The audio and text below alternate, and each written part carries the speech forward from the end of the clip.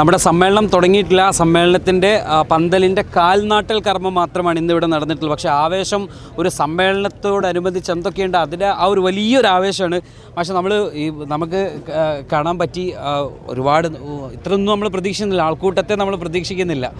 ഈ ഒരു തുടക്കം തന്നെ എങ്ങനെ ഒരു ആത്മവിശ്വാസം അല്ലെങ്കിൽ എങ്ങനെയാണ് അതിൻ്റെ കാര്യങ്ങളൊക്കെ? അൽഹംദുലില്ലാഹ്, ഈ സമ്മേളനം പ്രഖ്യാപിച്ച അന്ന് മുതൽ അതിന് ബാംഗ്ലൂർ മുതൽ പ്രഖ്യാപന സമ്മേളനം ബാംഗ്ലൂരായിരുന്നു. എല്ലാ കണക്കുകൂട്ടലും തെറ്റിച്ചുകൊണ്ടാണ് ബാംഗ്ലൂരിൻ്റെ പ്രഖ്യാപന സമ്മേളനം നടന്നത്. തുടർന്ന് നടന്നിട്ടുള്ള ഓരോ പ്രവർത്തനങ്ങളും, ഏറ്റവും അവസാനത്തെ തഹിയ, ഇപ്പോൾ ഇവിടെ നടന്നിട്ടുള്ള ഈ കാൽനാട്ടൽ കർമ്മം, ഈ നഗരിയിൽ ഒരു നിലക്കും നമ്മൾ ഇത്ര ഒരു ജനക്കൂട്ടം ഇവിടെ വരും എന്ന് പ്രതീക്ഷയല്ല. കേരളത്തിൻ്റെ വിവിധ ജില്ലകളിൽ നിന്ന്, അയൽ സംസ്ഥാനങ്ങളിൽ നിന്ന് ഉലമാക്കളും ഉമറാക്കളും സാദാത്യങ്ങളും നമ്മുടെ സംഘടനാ നേതാക്കളും പ്രവർത്തകരും എല്ലാം ആരും പ്രത്യേകം ക്ഷണിച്ചിട്ടൊന്നുമില്ല.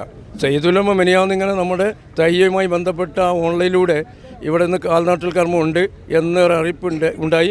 ആരും ബുദ്ധിമുട്ടായി വരണോളോ എന്നില്ല എന്നൊക്കെ പറഞ്ഞിരുന്നു. പക്ഷേ അവിടെ ഇരിക്കുന്ന ഇസ്മായിൽ കുഞ്ഞാജി അടക്കം ആലപ്പുഴയിൽ നിന്ന് അവിടെ എത്തിയത്, വിദ്യാഭ്യാസ ബോർഡ് മെമ്പറാണ്.